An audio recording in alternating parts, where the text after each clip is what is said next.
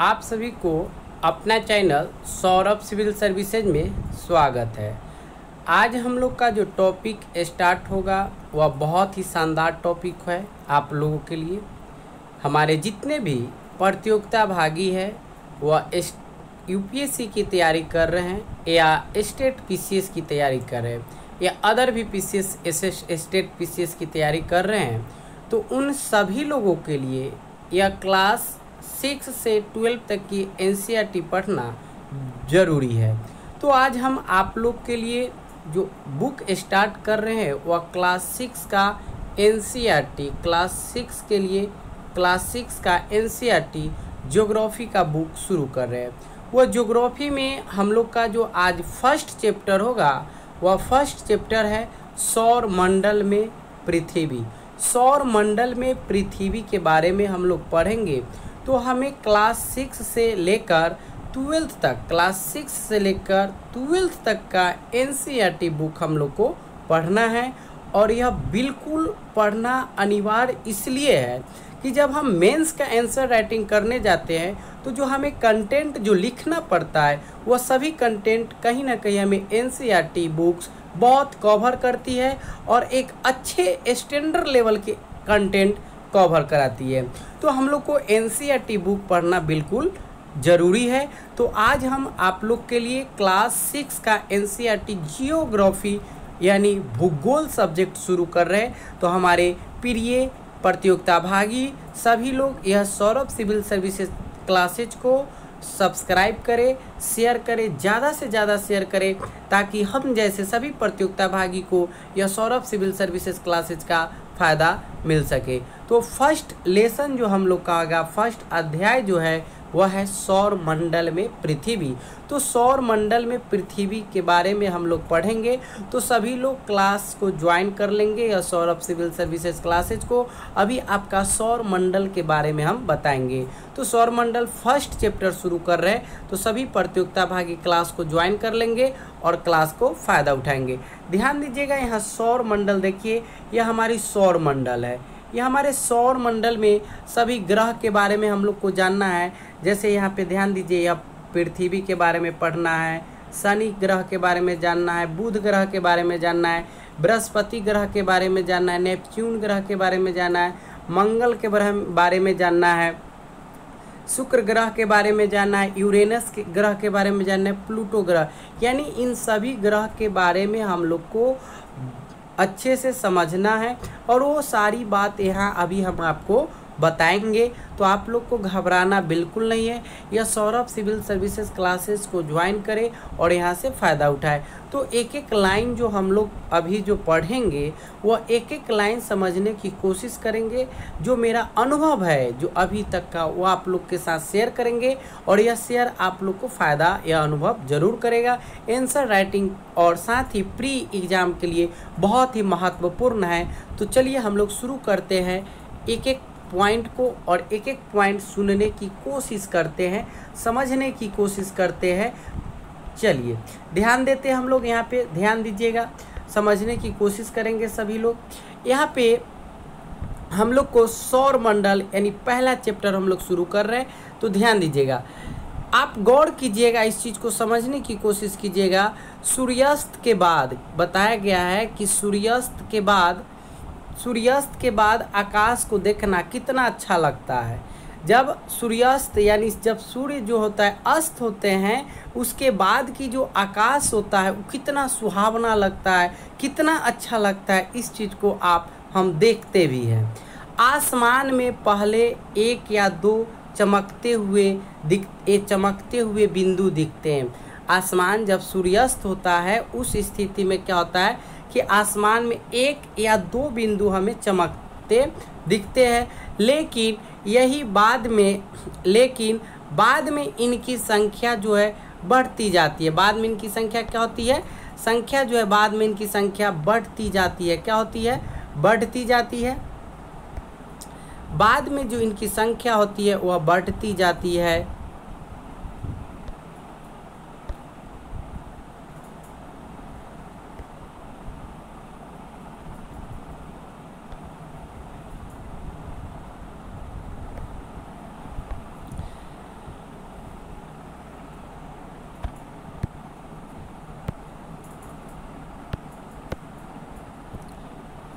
बाद में इनकी संख्या जो है वह बढ़ती जाती है, आप उनकी गणना नहीं कर सकते।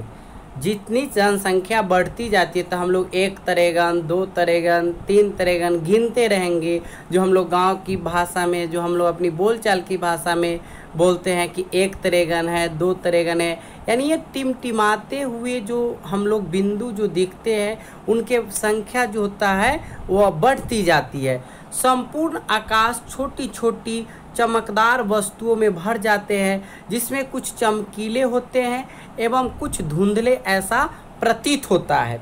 कुछ हमें चमकीला दिखाई देगा तो कुछ आकाश में धुंधला दिखाई देगा। अगर आप इस चीज़ को नहीं देखे होंगे तो देखने की कोशिश करेंगे।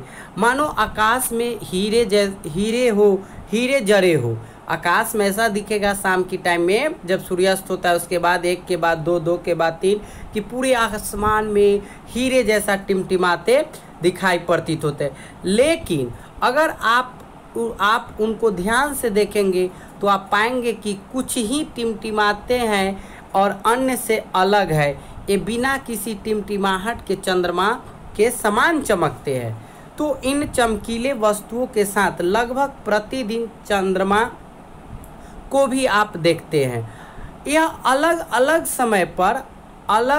समय पर आकार तथा स्थितियां में भी दिखाई पड़ता है। आप चंद्र को लगभग 1 महीने में 1 बार देख सकते हैं। आप चंद्र को लगभग 1 महीने में 1 बार देख सकते हैं। अलग अलग मतलब जब आप पूर्ण चंद्र जो होता है 1 महीने में 1 बार देख सकते हैं। यह पूर्ण चंद्र वाली रात को हम लोग पूर्णिमा बोलते हैं। जो पूर्ण चंद्र होती है, यह पूर्ण चंद्र वाली रात को हम लोग पूर्णिमा बोलते हैं। यह 15 दिन के बाद आप इसे नहीं देख सकते। यह नए चंद्रमा की रात्रि या अमावस्या होती है। जब 15 दिन की बाद होती है तो यह नया चंद्रमा की रात्रि होती है और इस नई चंद्रमा की रात्रि को हम लोग अमावस्या बोलते हैं। तो हर 15 दिन के बाद यह अमावस्या के रूप में तब्दील हो जाती है और आसमान का अवलोकन अच्छी तरह से हम कर सकते हैं। तो एक एक चीज़ को इसी तरह पैराग्राफ अगर आप पढ़ते हैं, समझते हैं, तो फिर आपकी कंटेंट जो है वह क्लियर होता है और आपको प्री एग्ज़ाम के लिए भी और मेंस एग्ज़ाम के लिए भी आपको बहुत ही लाभदायक होगा। तो चलिए आगे समझते हैं। अमावस्या होती है और इसी रात में अगर आसमान साफ है तो आप आसमान को अवलोकन अच्छी तरह से कर सकते हैं। क्या आपको इस बात का भी आश्चर्य होता है कि हम दिन के समय चंद्रमा एवं सभी छोटी चमकीले वस्तुओं को क्यों नहीं देख पाते हैं? जब हम रात को देखते हैं टिमटिमाते हुए तारे, उसको हम दिन में क्यों नहीं देखते? उसको हम चंद्रमा को दिन में क्यों नहीं देखते? इसलिए क्योंकि सूर्य से अत्यधिक तेज प्रकाश के कारण रात के समय चमकने वाली वस्तुओं को हम दिन में नहीं देख सकते। वह दिन में भी होता है बट नहीं देखने का यही रीज़न है कि सूर्य की जो प्रकाश होती है बहुत तेज प्रकाश होती है और वह तेज प्रकाश की वजह से हम जो है चंद्रमा को, तारे को दिन में नहीं देखते हैं। और वह जब सूर्य जो होते अस्त होती है उसके बाद शाम की टाइम होती है तो आकाश में 1 के बाद 2, 2 के बाद 3 या बिंदु जो है हमें दिखाई देने लगती है। सूर्य, चंद्रमा तथा वे सभी वस्तुएं रात के समय आसमान में चमकती है। इसे हम लोग खगोलीय पिंड कहलाती है। क्या कहते हैं? खगोलीय पिंड। रात को जैसे बता दें आपको, सूर्य, चंद्रमा तथा वे सभी वस्तुएं जो रात के समय आसमान में चमकती है वह सभी खगोलीय पिंड कहलाती है। क्या कहलाएगी? खगोलीय पिंड कहलाएगी। कुछ खगोलीय पिंड बड़े आकार वाले तथा गर्म होते हैं, गैसों के बने होते हैं और इनके पास अपनी ऊष्मा तथा प्रकाश होता है। इनके पास अपना ऊष्मा, टेम्परेचर और अपना प्रकाश भी होता है, लाइट भी होता है, जिसे वे बहुत बड़ी मात्रा में उत्सर्जित होता है। और इन खगोलीय पिंडों को हम तारा कहते हैं। इन खगोलीय पिंडों को क्या कहते हैं? तारा कहते हैं। और सूर्य जो है सूर्य भी एक क्या है? तारा है। सूर्य भी एक क्या है? सूर्य भी एक जो है यह तारा है। सूर्य क्या है? तारा है, जिसके पास अपना ऊष्मा और अपना प्रकाश खुद होता है। तो इन सब बातों को समझने की कोशिश करेंगे, तब जाकर हम एक अच्छे आंसर राइटिंग लिख सकते हैं। और क्वेश्चन का जब तक आप बुक को पैराग्राफ नहीं पढ़ते हैं, नहीं समझ पाते हैं, तो फिर आपको आंसर राइटिंग में या फिर प्री के एग्ज़ाम में क्वेश्चन पढ़ने में, क्वेश्चन के बारे में जानने में, समझने में बहुत तरह की परेशानियां आ सकता है। तो इन सभी परेशानियों को दूर करने के लिए आज ही आप सौरभ सिविल सर्विसेज क्लासेज को ज्वाइन करें और एक एक पैराग्राफ समझने की कोशिश करें, और आप समझिए, समझते भी हैं तो इस तरह से आपकी रिजल्ट भी संभावतः तैयारी भी अच्छा हो जाएगा। तो इन सब बातों को आप ध्यान दीजिए। यहाँ पे एक चीज़ और समझने की कोशिश कीजिए कि ध्यान दीजिए, यहाँ पे एक है कि आओ कुछ करके सीखे। जब तक हम कुछ करेंगे नहीं तब तक जानेंगे कैसे। तो आइए कुछ करके देखते हैं। तो यह बताए कि आपको आवश्यकता होती है एक टॉर्च की, एक सादा कागज़, पेंसिल तथा एक सुई की। ये आपको आवश्यकता, आप प्रैक्टिकल करके इस चीज़ को समझ सकते हैं। कागज को मध्य में टॉर्च को इस प्रकार रखें कि उसका कांच कागज से सटा हो, कांच जो है कागज से चिपका हो। अब टॉर्च के कांच के चारों ओर एक वृत्त खींचे। टॉर्च के कांच के चारों ओर एक वृत्त खींचिए, एक सर्किल खींचिए।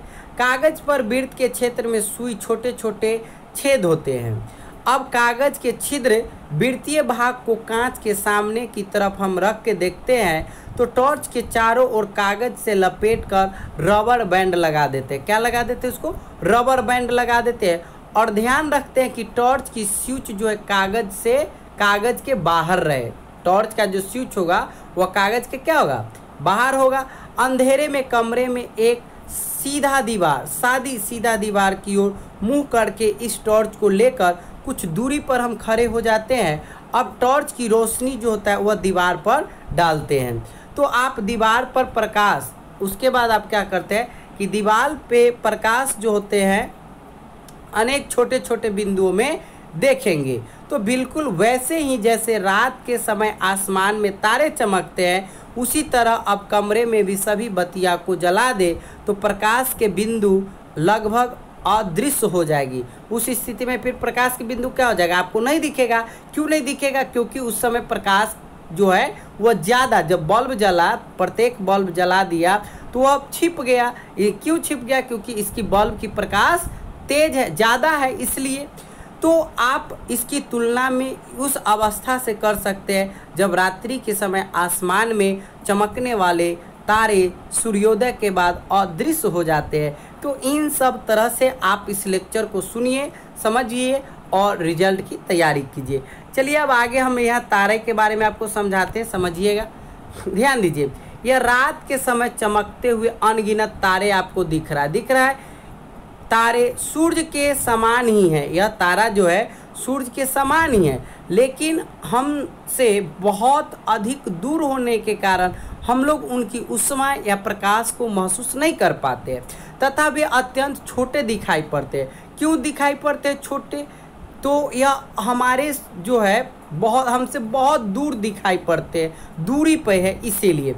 आपने अवश्य ध्यान दिया होगा कि कुछ दूरी से देखने पर सभी वस्तुएं छोटी दिखाई पड़ती है। आप 5 तल्ला पे चढ़ जाइए, आप 5 तल्ला पे से नीचे किसी वस्तु को देखिए तो वही वस्तु आपको छोटा दिखाई देने लगेगा। वही 5 तल्ले से नीचे आके उस वस्तु को देखिएगा तो अपने आकार में दिखेगा। तो वही बात यहाँ पे बताया गया कि तारे जो है, तारे भी एक, जितने भी यहाँ पे अनगिनत तारे आप देख रहे हैं वह एक सूर्य के समान ही है, लेकिन यह हमसे दूर है जिसके कारण हम इसको नहीं देख पाते हैं। अत्यधिक ऊंचाई पर उड़ रहा हवाई जहाज कितना छोटा दिखाई देता है, और वही हवाई जहाज नीचे रहता है तो बहुत बड़ा दिखाई देता है। तो रात्रि में आसमान की ओर देखते समय आप तारों के विभिन्न समूह द्वारा बनाई गई विविध आकृति को देखते होंगे। उसे हम नक्षत्र मंडल कहते हैं। क्या कहते हैं उसे हम लोग? तो उसे हम लोग नक्षत्र मंडल कहते हैं।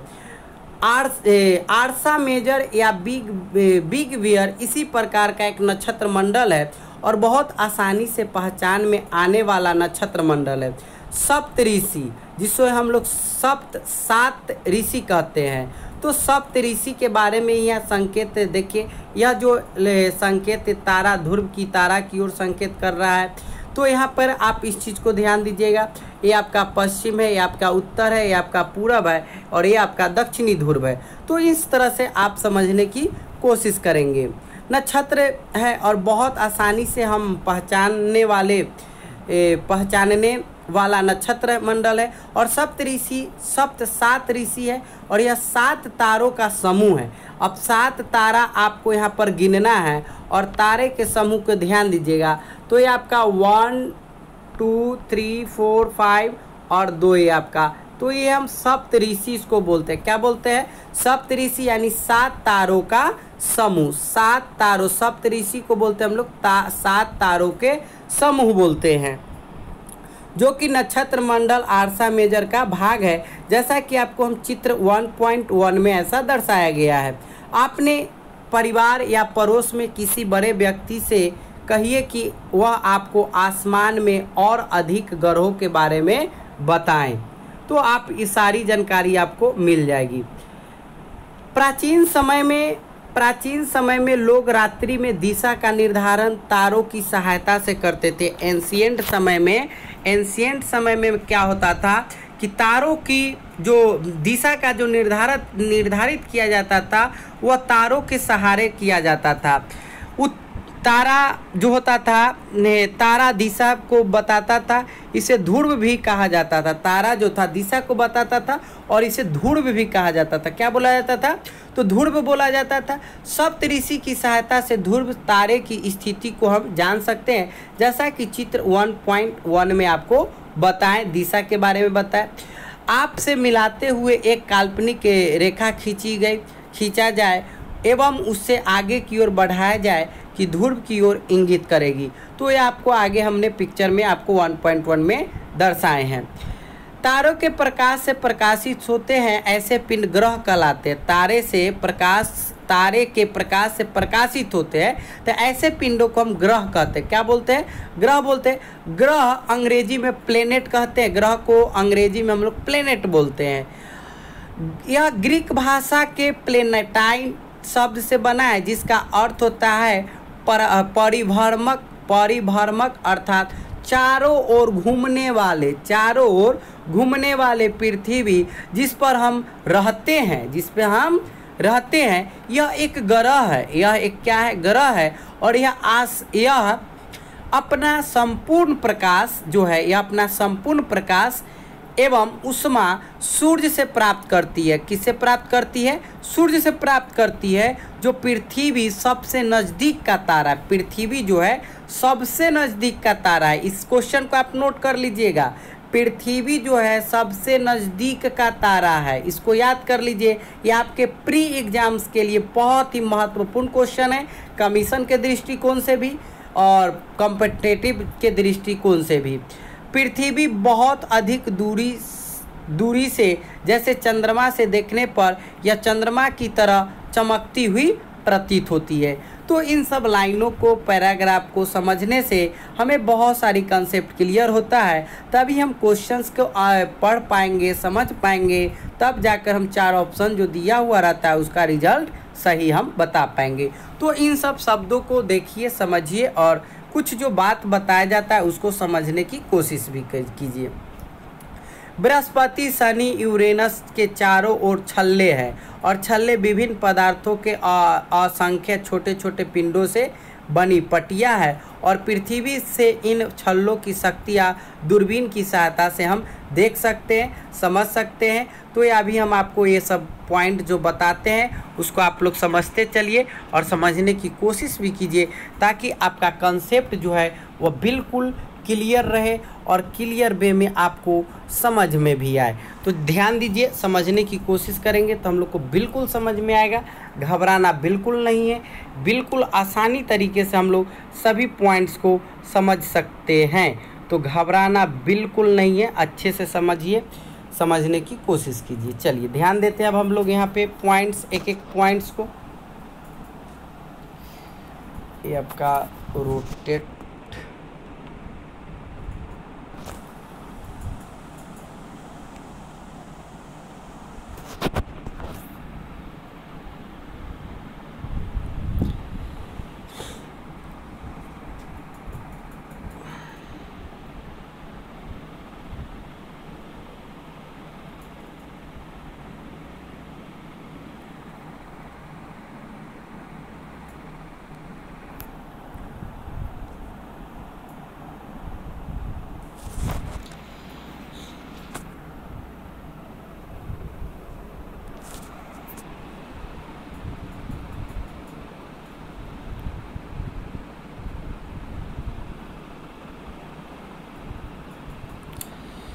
समझिएगा। यहाँ पे आप लोग घबराएंगे बिल्कुल नहीं, समझने की कोशिश करेंगे। एक एक पॉइंट्स आप सभी लोग के लिए एग्ज़ाम सब पॉइंट्स ये सब महत्वपूर्ण है, ये आपको बता रहे हैं, इसको समझिएगा, अच्छा से ध्यान दीजिएगा।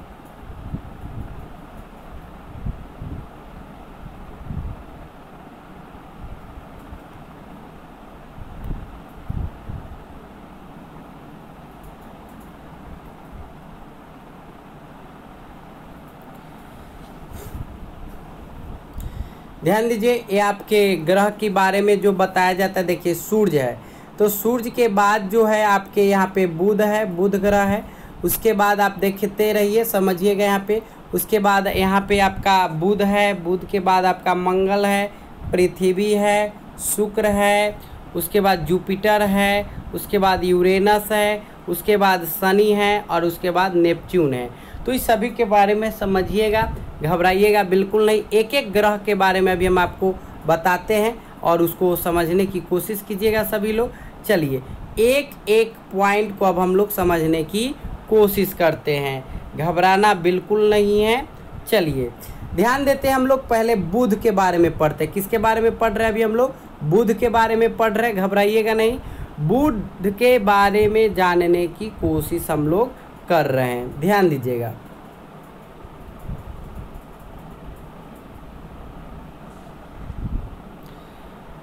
बुध जो है सूर्य के चारों ओर एक परिक्रमा जो करते हैं, सूर्य के चारों ओर एक परिक्रमा 88 दिन में करते हैं। कितने दिन में करते हैं?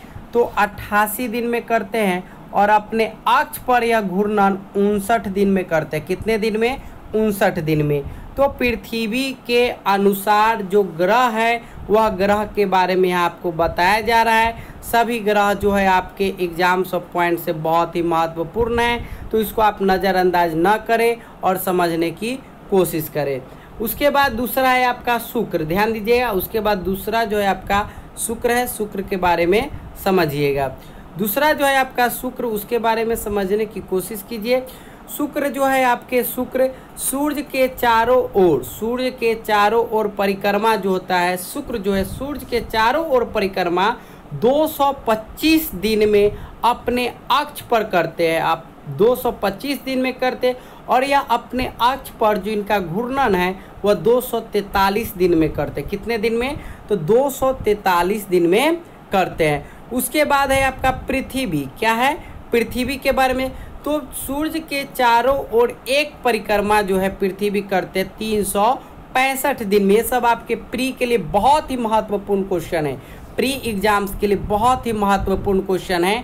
तो यह सूर्य के चारों ओर एक परिक्रमा जो होते 365 दिन में करते हैं, और अपने अक्ष पर घूर्णन जो करते वह एक दिन में करते हैं। कितने दिन में? तो एक दिन में करते हैं। उसके बाद आपका मंगल जो है, मंगल के बारे में जानिए। तो मंगल सूर्य के चारों ओर एक परिक्रमा जो है यह 687 दिन में करते हैं, और अपने अक्ष पर जो घूर्णन करते वह एक दिन में करते हैं। और चंद्रमा की जो संख्या है यह 2 है। कितनी संख्या इसकी? 2 है। और इसके आंतरिक ग्रह को हम लोग सूर्य के बाहर की ओर नज़दीक के चट्टाने के बारे में जो है आपको बताया गया, एक आंतरिक ग्रह, एक बाहरी ग्रह, इसके भी बारे में हम अभी आपको बताएंगे। उसके बाद आप समझिए बृहस्पति के बारे में। आपने अभी मंगल को, बुध के बारे में बताया, शुक्र, पृथ्वी, मंगल। तो मंगल जो है आपके सूर्य के चारों ओर, मंगल जो है सूर्य के चारों ओर एक परिक्रमा 687 दिन में, और अपने अक्ष पर जिनका घूर्णन होता है वह एक दिन में। अब हम लोग बृहस्पति के बारे में जानिए। बृहस्पति के बारे में सुनिएगा। सूर्य के चारों ओर एक परिक्रमा जो होता है बृहस्पति 11 साल 11 महीने लगभग 12 साल, मतलब 11 साल 11 महीने यानी 12 साल बराबर, यानी 1 ईयर हो गया आपका। तो 1 ईयर बोलते, 11 साल 11 महीने यानी लगभग 12 साल में यह परिक्रमा करते हैं। और यह अपने अक्ष पर घूर्णन जो करते हैं वह 9 दिन में करते। कितने दिन में? 9 दिन में। 9 घंटे 56 मिनट, 9 घंटे 56 मिनट चंद्रमा दूरी अपने अक्ष पर घूर्णन करते हैं 9 घंटे 56 मिनट में। और चंद्रमा की जो संख्या लगभग बताया गया है वह 53 बताया गया, 53। उसके बाद है आपका शनि के बारे में। तो शनि जो है सूर्य के चारों ओर परिक्रमा जो करता है 29 साल 5 महीने में, 29 साल 5 महीने में शनि जो है सूर्य की परिक्रमा करते हैं। और महीने अपने अक्ष पर जिनकी घूर्णन होता है वह 10 घंटे 40 मिनट में होता है। और चंद्रमा की जो संख्या इसमें भी बताया गया है 53। कितना बताया गया है? तो 53 बताया गया। तो इन सब पॉइंट्स को आप समझेंगे, समझने की कोशिश करेंगे, तभी जाकर आपका रिजल्ट जो है संभव होता है। तो चलिए हम लोग आगे ध्यान दीजिए।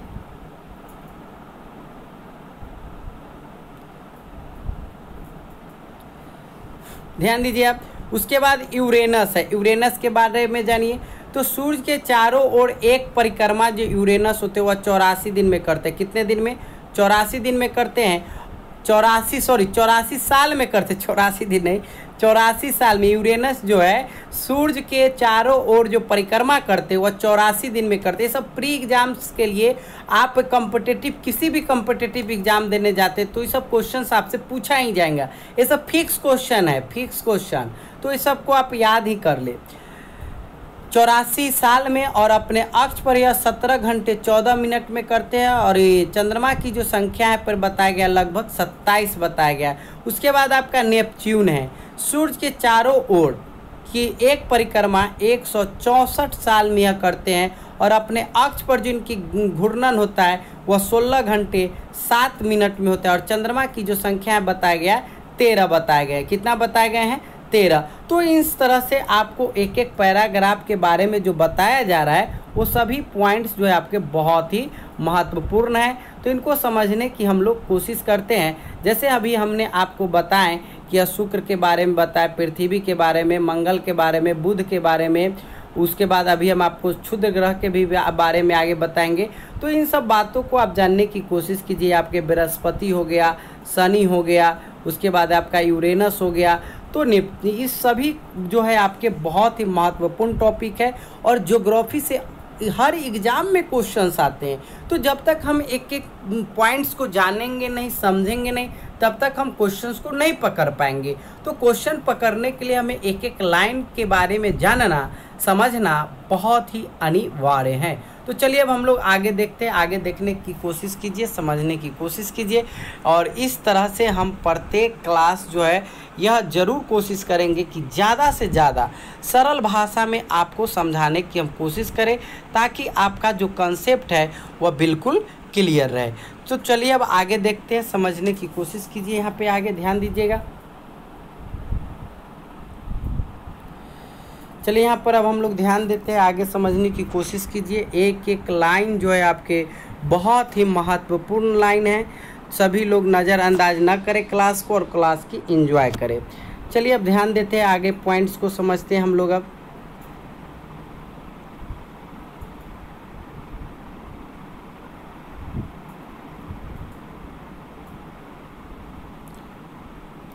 आसमान में, अब यहाँ ध्यान दीजिए, आसमान में देखने वाला चंद्रमा एक उपग्रह है। यह हमारी पृथ्वी का सहचर है। पृथ्वी का क्या है? सहचर है, तथा इसके चारों ओर चक्कर लगाता है।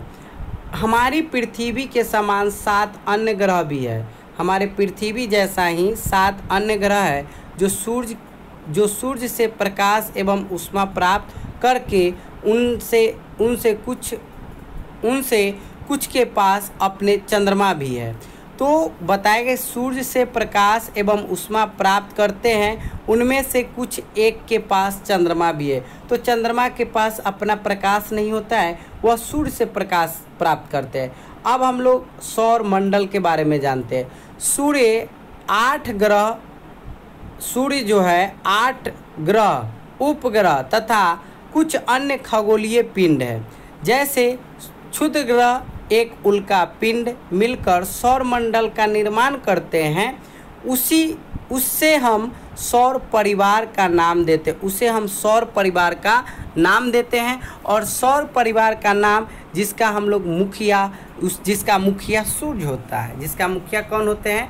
तो उनका मुखिया सूर्य होते हैं। अब सूर्य के बारे में हम लोग जानने की कोशिश करते हैं। सूर्य सौर मंडल के केंद्र में स्थित है। सूर्य जो है कहाँ स्थित है, तो सूर्य जो है हमारे सौर मंडल के केंद्र में स्थित है। यह बहुत बड़ा एवं अत्यधिक गर्म गैसों से बना है, जिसका खिंचाव बल इससे सौर मंडल को बांधे रखता है। सौर मंडल को क्या रखता है, बांधे रखता है।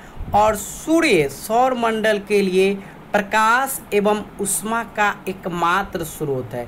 सूर्य जो है सौर मंडल के लिए प्रकाश एवं ऊष्मा का एकमात्र स्रोत है, लेकिन इसकी अत्यधिक तेज ऊष्मा को महसूस नहीं करते हैं, क्योंकि सबसे नज़दीक का तारा होने के बावजूद यह हमसे बहुत दूर है। मतलब बताया गया कि सबसे नज़दीक का तारा है, फिर भी यह हमसे सब बहुत दूर है। सूर्य पृथ्वी से लगभग 15 करोड़ किलोमीटर दूर है, 15 करोड़ किलोमीटर। तो ये था बात आपका सूर्य के टॉपिक के बारे में। अब हम देखते हैं आगे आपका ग्रह के बारे में। तो एक एक लाइन को समझिए, समझने की कोशिश कीजिए, ताकि आपको किसी तरह की कोई परेशानी न हो एग्जाम में। चलिए ग्रह के बारे में देखते हैं हम लोग। अब हमारे सौर मंडल में 8 ग्रह है। हमारे सौर मंडल में कितने ग्रह हैं, तो 8 ग्रह है। और सूर्य से दूरी के अनुसार वे ग्रह है। जैसे बुध हो गए, पहले आपका क्या है, पहले ध्यान दीजिएगा, बुध है आपके, बुध हो गए। उसके बाद आपका शुक्र हो गया, पृथ्वी हो गए, मंगल हो गए, बृहस्पति हो गए, शनि हो गए, यूरेनस हो गए, नेपच्यून हो गए। ये हमारे सौर मंडल में 8 ग्रह जो है दूरी के अनुसार है। तो सबसे पहले बुध, शुक्र, पृथ्वी, मंगल, बृहस्पति, शनि, यूरेनस, नेपच्यून, ये आपके दूरी के अनुसार अंग्रेजी में ग्रहों के नाम याद रखने का एक तरीका भी बोला गया है। तो इस चीज़ को भी आप अच्छे से याद कर लेंगे। चलिए तो आगे एक एक लाइन को समझिए। सौर मंडल के सभी 8 ग्रह एक निश्चित पथ पर सूर्य का चक्कर लगाते हैं, और यह रास्ते दीर्घवृत्ताकार में फैला हुआ है। जो रास्ता जो है सर्किल में फैला हुआ है, इसे हम कक्षा कहते हैं। क्या कहते हैं, कक्षा बोलते हैं। जो सर्किल में जो इस तरह से फैला हुआ है, इसको हम कक्षा बोलते हैं। बुध के सबसे नज़दीक अपनी कक्षा में सूर्य के चारों ओर चक्कर लगाने में केवल 88 दिन लगते हैं, और सूर्य को पृथ्वी का जुड़वा ग्रह माना गया है, क्योंकि इसका आकार एवं आकृति लगभग पृथ्वी के समान ही है। इसीलिए हम लोग इसे जुड़वा ग्रह भी मानते हैं। तो समझिए, इसी सब पॉइंट्स को समझना है हम लोग को। अभी तक प्लूटो भी एक ग्रह माना जाता था, परंतु अंतर्राष्ट्रीय खगोलीय संगठन ने अपनी बैठक अगस्त 2006 में यह निर्णय लिया कि कुछ समय पहले खोजे गए नए खगोलीय पिंड सीरस तथा प्लूटो को बौने ग्रह कहे जा सकते थे। क्या कहे जाते हैं, तो बौने ग्रह। तो इन सब बातों को समझिए। आगे यहाँ इस पॉइंट को आप समझने की कोशिश कीजिए। सब बहुत ही इम्पोर्टेंट लाइन होता है। क्या आप जानते हैं, पौराणिक रोमन कहानियों में 16 सूर्य देवता को कहा जाता है। सौर्य शब्द का अर्थ है सूर्य से संबंधित। सौर्य शब्द का होता है सूर्य से संबंधित, इसलिए सूर्य के परिवार को सौर मंडल कहा जाता है।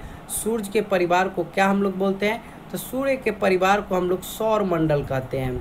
सौर शब्द का उपयोग करते हुए अधिक शब्दों को हम लोग के यहाँ पे अब अधिक शब्द के बारे में आप लिखिए। इतना जितना बात बताया गया है, तो ये सब पॉइंट को आप फिर लिखने की कोशिश भी कीजिए, समझने की कोशिश कीजिए। अब ध्यान दीजिएगा, शब्द की उत्पत्ति किसके बारे में, आप शब्द की उत्पत्ति के बारे में जानिए। ऐसे बहुत से शब्द हैं जिनका उपयोग हम एक भाषा में करते। कितने भाषा में करते, एक ही भाषा में। अक्सर वे दूसरी भाषाओं के लिए शब्द हो सकते, दूसरी भाषा के लिए भी शब्द हो सकते। उदाहरण के लिए ज्योग्राफी, एग्जाम्पल के लिए आप ज्योग्राफी एक अंग्रेजी शब्द है। जियोग्राफी एक अंग्रेजी शब्द है। यह ग्रीक भाषा से लिया गया है। किस भाषा से लिया गया, ग्रीक भाषा से, जिसका अर्थ होता है पृथ्वी का विवरण, पृथ्वी के बारे में जानना। यह 2 ग्रीक भाषा से मिलकर बना है, एक जियो एक बना है, जिनमें आपका जियो शब्द का अर्थ है पृथ्वी एवं ग्राफिक शब्द का अर्थ है लिखना। तो आइए पृथ्वी के संबंध में हम लोग और आगे विशेष जानने की कोशिश करते हैं।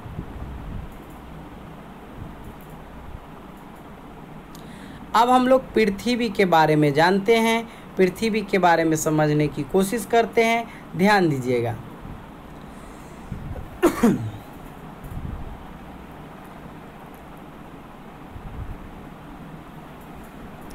पृथ्वी के बारे में पढ़ते हैं। सूर्य से दूरी के हिसाब से पृथ्वी तीसरा ग्रह है। सूर्य से दूरी के अनुसार, सूर्य है यहाँ पे, ध्यान दीजिए, यहाँ पर सूर्य है और सूर्य से दूरी के अनुसार जो है, सूर्य के दूरी के अनुसार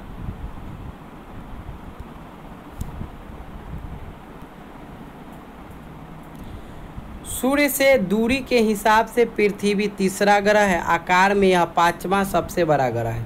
इस आप पॉइंट को नोट कर ले, यह बहुत ही इम्पोर्टेंट पॉइंट है। 1 लाइनर आपके क्वेश्चंस बन जा रहे हैं यहाँ से, आप प्री एग्जाम के लिए बहुत ही महत्वपूर्ण है। यह ध्रुवों के पास थोड़ी चपटी हुई है, ध्रुव के पास है क्या, छोटी सी चपटी हुई है। यही कारण है कि इसके आकार में भू आब कहा जाता है। क्या कहा जाता है इसको? भू आब कहा जाता है। और भू आब का अर्थ होता है पृथ्वी के समान, पृथ्वी के समान। जीवन के लिए अनुकूल परिस्थितियां संभवतः केवल पृथ्वी पर ही पाई जाती है। पृथ्वी न तो गर्म है और न ही अधिक ठंडी।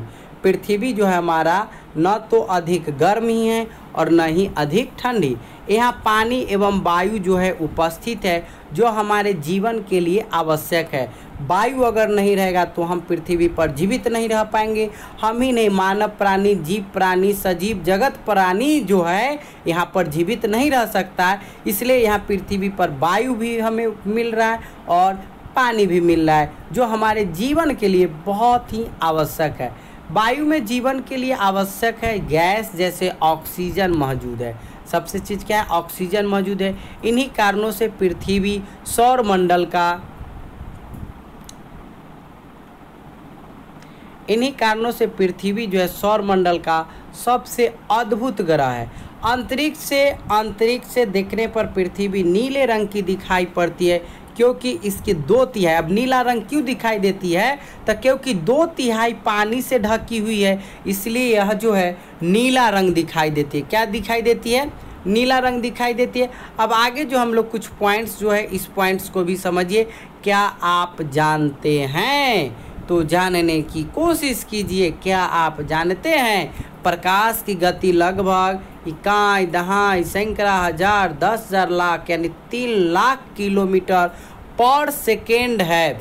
इस गति के बावजूद सूर्य के प्रकाश को पृथ्वी तक पहुंचने में 8 मिनट का समय लगता है।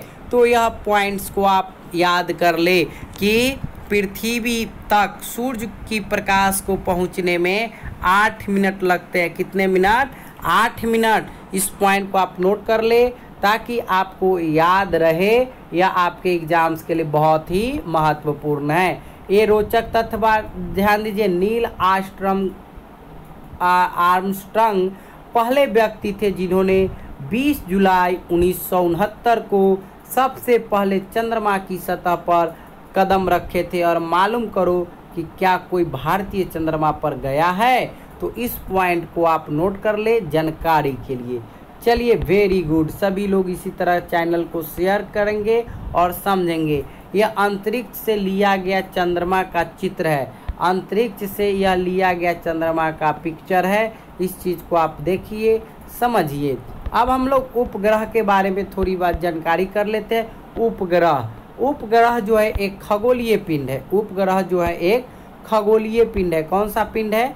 तो खगोलीय पिंड है। उपग्रह एक खगोलीय पिंड है जो ग्रह के चारों ओर उसी प्रकार चक्कर लगाता है जिस प्रकार सूर्य के चारों ओर चक्कर लगाते हैं। मानव निर्मित उपग्रह, एक कृत्रिम पिंड है। एक मानव निर्मित उपग्रह जो यह एक कृत्रिम पिंड है, यह वैज्ञानिक के द्वारा बनाया गया है, जिसका उपयोग ब्रह्मांड के बारे में जानकारी प्राप्त करने की एवं पृथ्वी के संचार माध्यम के लिए किया जाता है। इसे रॉकेट के द्वारा अंतरिक्ष में भेजा जाता है एवं पृथ्वी की कक्षा में स्थापित कर दिया जाता है और यहाँ से हम जानने की कोशिश करते हैं और फिर जानकारी प्राप्त करते हैं। तो ध्यान दीजिए, यही रॉकेट है हमारा, यह रॉकेट प्रेक्षण है। ध्यान दीजिएगा, यह रॉकेट प्रेक्षण के द्वारा जो है पृथ्वी पर रॉकेट का पृथ्वी पर गिराना, अंतरिक्ष में भेजना, ये सारे जानकारियाँ जो है यहाँ पर आपको बताया गया है। यह उपग्रह कक्षा का प्रवेश है, उपग्रह कक्षा का एक क्या है, प्रवेश है।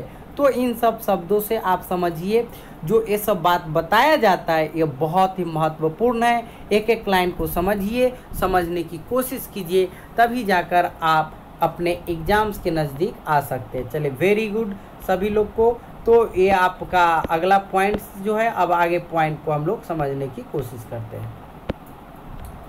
ध्यान दीजिए, ये आपका जो है पॉइंट्स, उसके बारे में जानते हैं। जीव एवं पौधे, जीव एवं पौधे को जीवित रहने तथा विकास करने के लिए किन तत्वों की आवश्यकता होती है, इस पॉइंट को आप लिखिए कि एक जीव और एवं पौधे को जीवित रहने के लिए, जैसे ऑक्सीजन हो गया, उसके बाद आपका जल हो गया, तो ये सारा चीज़ जो है आपको दर्शाना खुद से पड़ेगा। तो इतना काम आप लोग घर पे भी कीजिएगा। चंद्रमा पृथ्वी का एक चक्कर, चंद्रमा जो है पृथ्वी का एक चक्कर 27 दिन में पूरा करता है। कितना दिन में? 27 दिन में लगभग करते हैं। इतने ही समय में यह अपने अक्ष पर एक चक्कर भी पूरा करता है। इसके परिणाम स्वरूप पृथ्वी से हमारे चंद्रमा को केवल एक ही भाग दिखाई देता है। पृथ्वी से चंद्रमा को एक ही भाग दिखाई देता है और चंद्रमा की परिस्थितियाँ जीवन के लिए अनुकूल नहीं है, जीवन के लिए अनुकूल नहीं है। इसकी सतह पर पर्वत, मैदान, गड्ढे एवं चंद्रमा की तरह छाया बनाते हैं। तो पूर्णिमा के दिन चंद्रमा पर इनकी छाया को देखा जा सकता है। जब पूर्णिमा होता है उस दिन इन छाया को हम देख सकते हैं, जान सकते हैं, समझ सकते हैं। अब हम लोग क्षुद्र ग्रह के बारे में जानिए।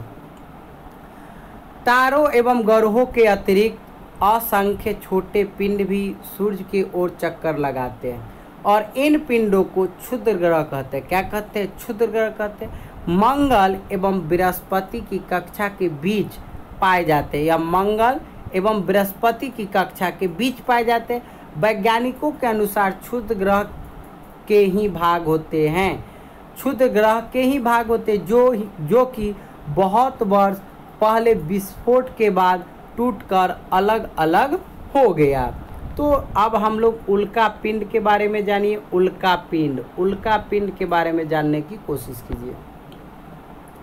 उल्का पिंड है आपका सूर्य के चारों ओर चक्कर लगाने वाले पृथ्वी के छोटे छोटे टुकड़े को हम लोग उल्का पिंड कहते हैं। उल्का पिंड किसके? तो सूर्य के चारों ओर, ये सूर्य है, सूर्य के चारों ओर, यह सूर्य के चारों ओर छोटे छोटे टुकड़े को हम लोग क्या कहते हैं? उल्का पिंड कहते हैं। कभी कभी ये उल्का पिंड पृथ्वी के इतने नज़दीक आ जाते हैं कि इनकी प्रवृत्ति जो है पृथ्वी पर गिरने की होती है।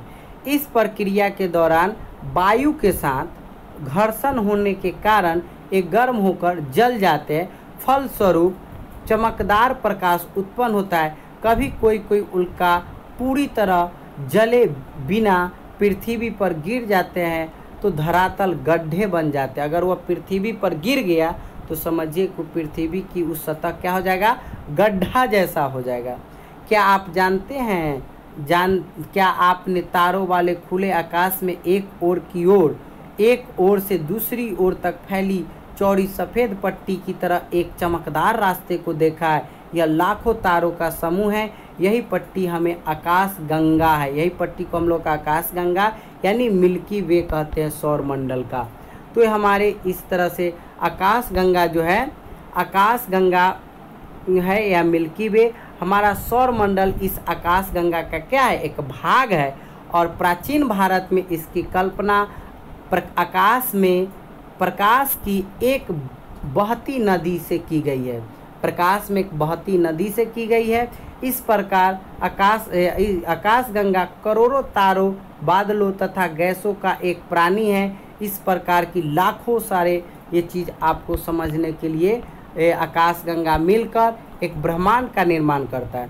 ब्रह्मांड का निर्माण कौन करता है? तो आकाशगंगा मिलकर एक ब्रह्मांड का निर्माण करता है। और ब्रह्मांड की विशालता की कल्पना करना अत्यधिक कठिन है।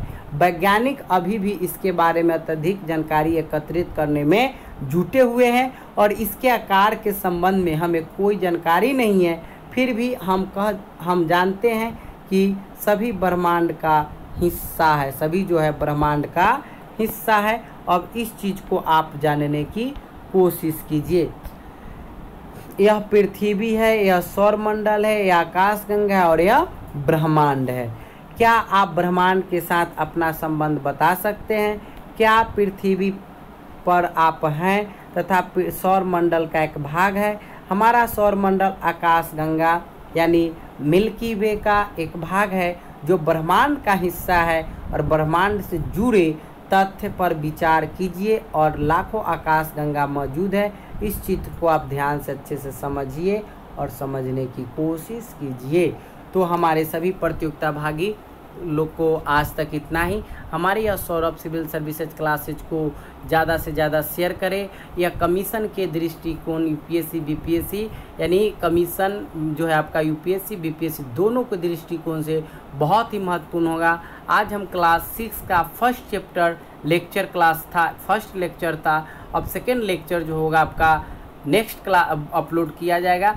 तो आज तक इतना ही, फिर मिलते हैं हम लोग अगले क्लास में। धन्यवाद।